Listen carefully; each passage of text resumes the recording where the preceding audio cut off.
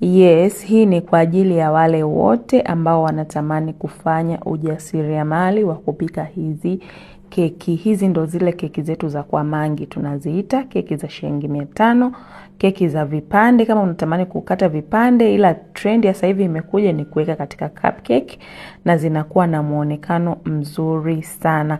Jamani, kama mnavyoziona hizi keki, zilivyo nzuri, zilivyo zimenyooka. Jamani, sisi kama Mami Special Bakery tunatoa darasa la hizi keki.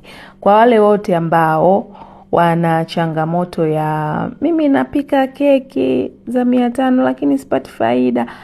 Haupati faida kwa sababu hauna recipe sahihi ya hizo keki za biashara. Kwa hiyo sisi kwenye darasa letu tutakupa recipe ya hizi keki za biashara, lakini in addition nitakuongezea na recipe ya keki za supermarket. Kama ushawahi kuona keki fulani hivi supermarket au maduka makubwa zimewekwa kwenye package zinauzwa shilingi 2000 labda 3000 5000 hivyo, you know what I'm saying.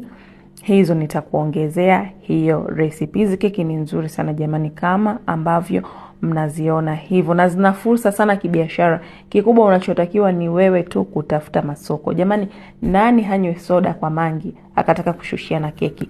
So ni wewe tu kutafuta masoko. Ndugu yangu, njoo ujifunze hizi keki. Darasa lipo Telegram kwa bei ya chini kabisa, kitonga shilingi 20,000 jamani.